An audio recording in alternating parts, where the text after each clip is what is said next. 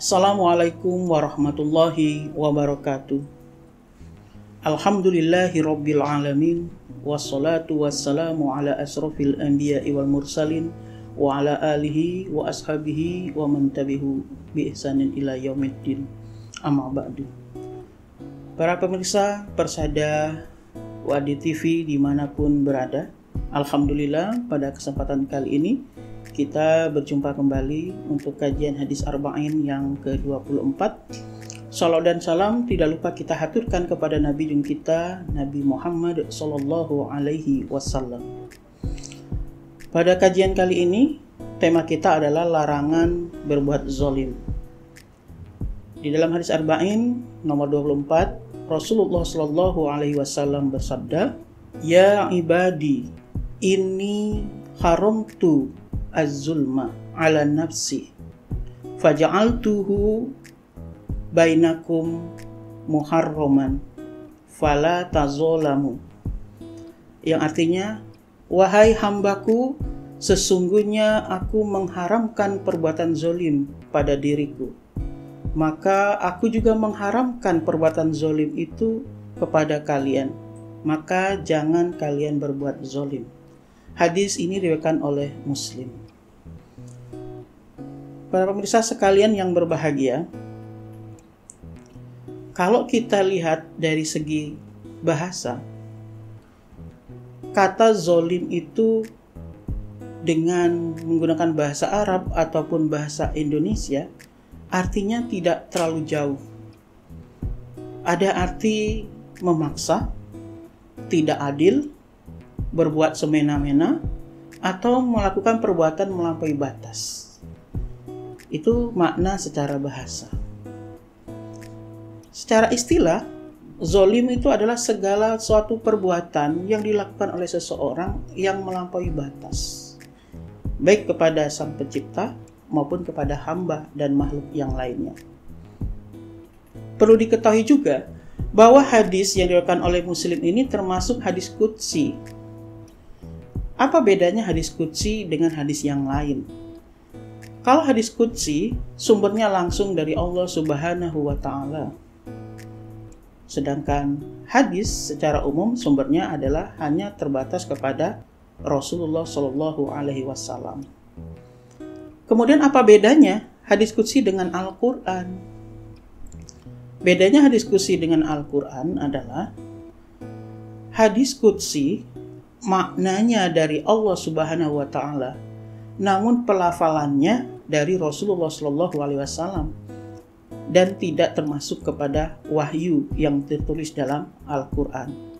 Sedangkan Al-Quran sendiri, lafal dan maknanya dari Allah Subhanahu wa Ta'ala dan termasuk ke dalam wahyu yang dituliskan dalam Al-Quran. Itu bedanya secara garis besar. Kemudian kita akan masuk kepada pembahasan hadis ini.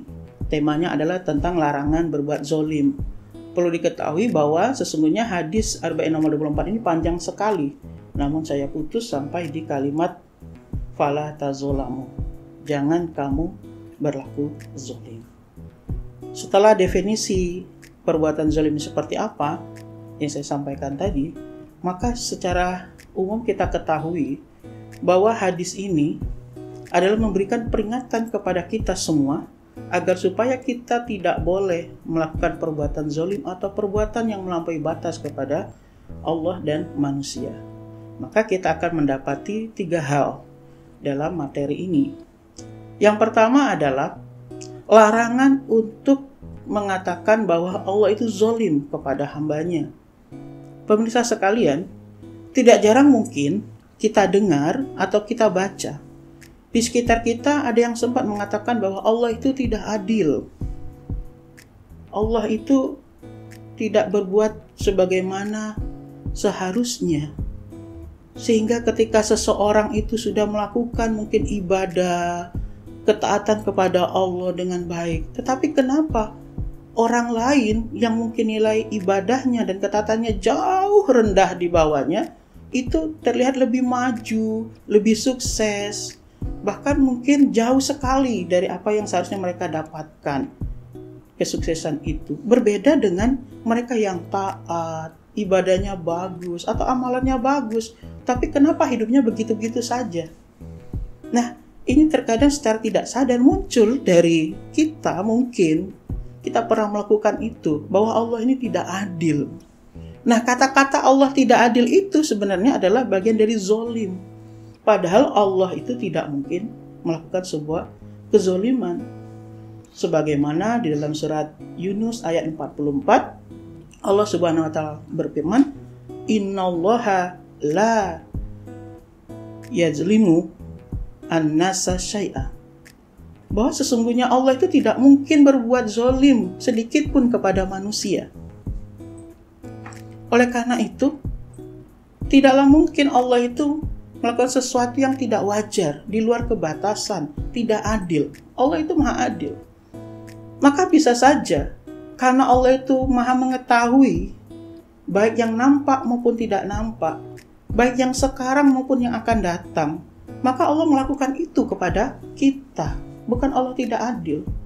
Karena kemahatauan Allah lah, dan maha keadilan Allah lah, Allah memberikan apa yang mungkin saat itu kita rasakan tidak pantas.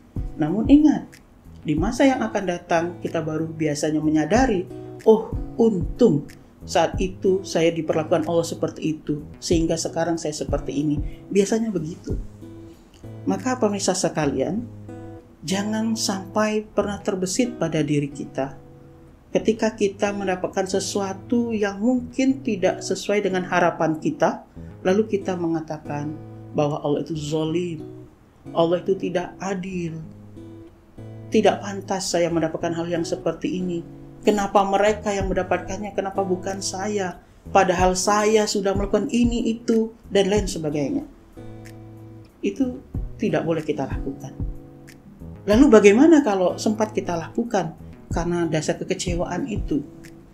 Ya, maka sebagaimana seperti biasanya, kita beristighfar, mohon ampun kepada Allah Subhanahu wa taala. Para pemirsa sekalian, hati-hati ketika kita mendapatkan sesuatu yang mungkin tidak sesuai dengan yang kita inginkan atau kita harapkan. Bisa jadi kita terbawa kepada sebuah perasaan dan sebuah pernyataan bahwa Allah itu tidak adil. Maka penting sebenarnya bagi kita semua memahami asma wa sifat, nama dan sifat Allah. Bahwa Allah itu berbeda dengan yang lainnya, bahwa Allah itu maha dari segala-galanya. Itu yang harus kita yakini sebagai seorang muslim. Sehingga kecewaan tidak serta-merta selalu dengan mudah kita ucapkan pada lisan kita atas apa yang kita dapatkan yang itu mungkin tidak sesuai dengan harapan kita.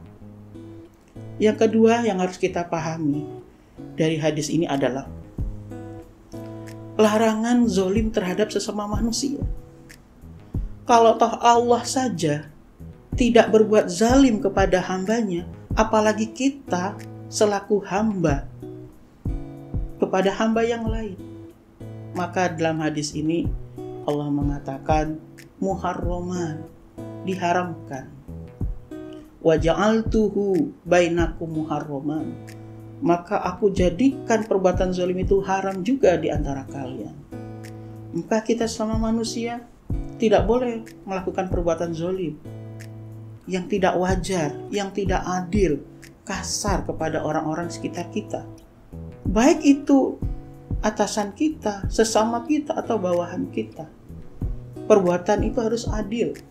Walaupun adil itu relatif, tergantung dengan kondisi dan apa yang ada pada diri seseorang. Karena adil itu tidak harus sama.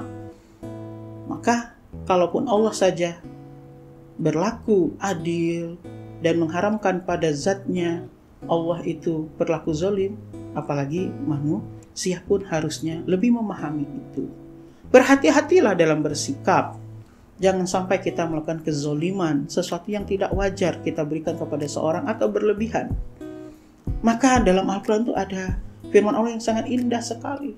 Khudhil afwa wa'mur bil 'urfi wa'rid 'anil jahilin. Maafkanlah kesalahan orang lain dan wa'arid anil jahilin, jauhilah orang-orang yang bodoh. Khudhil afwa itu bermakna apa? Memaafkan. Kita yang dahulu memaafkan orang. tanpa harus menunggu orang untuk meminta maaf. Kenapa?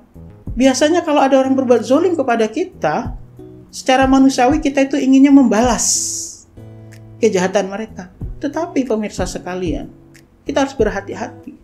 Terkadang apa yang kita balas itu lebih dari apa yang mereka lakukan. Dan ini adalah perbuatan zolim. Maka memaafkan itu adalah salah satu cara yang sangat efektif. Kenapa? Biarlah Allah yang membalasnya. Karena Allah zat yang seadil-adilnya membalas akan sesuatu. Tidak mungkin Allah akan berlebih-lebihan. فَمَنْ يَعْمَلْ مِثْقَالَ ذَرَّةٍ خَيْرًا يَرَهُ. Itu jelas sekali. Setiap kebaikan Allah akan balas. Dilanjutkan setiap kejahatan Allah pun akan balas walaupun sebesar biji zarah. Oleh karena itu, hati-hati terhadap sesama hambanya. Termasuk juga dengan hewan dan tumbuhan. Kita harus berhati-hati. Jangan kita berbuat zolim. Ketika kita memelihara hewan, kita harus bersikap adil dan sesuai dengan koridornya. Jangan karena dia hanya hewan peliharaan, lalu kita sakiti. Ketika kita ingin melakukan sesuatu, kita sakiti dia. Kita perintah, kalau dia tidak mau, kita pukul. Itu juga perbuatan zolim. Maka berhati-hatilah. Dan yang ketiga adalah, dalam hal ini kita diminta sebuah perasaan, di mana seharusnya kita sebagai seorang muslim itu adalah selalu merasa butuh kepada Allah Subhanahu wa Ta'ala. Kenapa? Karena kita sebagai seorang hamba mesti banyak memiliki kekurangan. Sampai-sampai di sebuah hadis At-Tirmizi, Rasulullah SAW bersabda, semestinya setiap hamba itu meminta semuanya kepada Allah Subhanahu wa Ta'ala, sampai-sampai terkait dengan tali sandalnya yang putus. Artinya apa? Munculnya pengharapan kepada Allah Subhanahu wa Ta'ala. Agar supaya apa? Kita tidak melakukan sebuah kezoliman. Ketika kita diperlakukan tidak layak, tidak wajar, tidak adil, maka kita minta kepada Allah agar supaya diberi keadilan, tanpa harus berbicara yang lebih kasar dari yang dilakukan orang kepada kita. Kita minta Allah sebagai zat yang maha adil, tidak perlu kita mempertanyakan, tidak perlu kita memprotes, tidak perlu kita melakukan hal-hal yang mungkin berlebih-lebihan, mungkin bahkan menyakiti orang yang kita tuju. Oleh karena itu, para pemirsa Persada WAD TV dimanapun berada, marilah kita jauhi perbuatan-perbuatan zolim, berlaku adillah atas apa yang dilakukan orang kepada kita, dan jangan sampai kita melakukan hal-hal yang dapat membuat kita berlebih-lebihan dalam menyikapi. Positive thinking lah kepada Allah, bahwa Allah itu adalah zat yang maha adil. Oleh karena itu, ada baiknya kita semua mencoba untuk memahami asma wa sifat Allah Subhanahu wa Ta'ala, agar kita terhindar dari perbuatan zolim, baik kepada Sang Pencipta, kepada hamba, maupun kepada apa yang ada di sekitar kita. Terima kasih atas perhatiannya. Semoga bermanfaat dan kita menjadi insan-insan yang adil. Dan jangan lupa selalu menyaksikan acara-acara yang di-share pada channel YouTube Persada WAD TV ini. Tetap setia dan jangan lupa subscribe bagi yang belum, like and share dan komentar di channel ini agar tetap bisa berjalan dan berbagi kebaikan. Wassalamualaikum warahmatullahi wabarakatuh.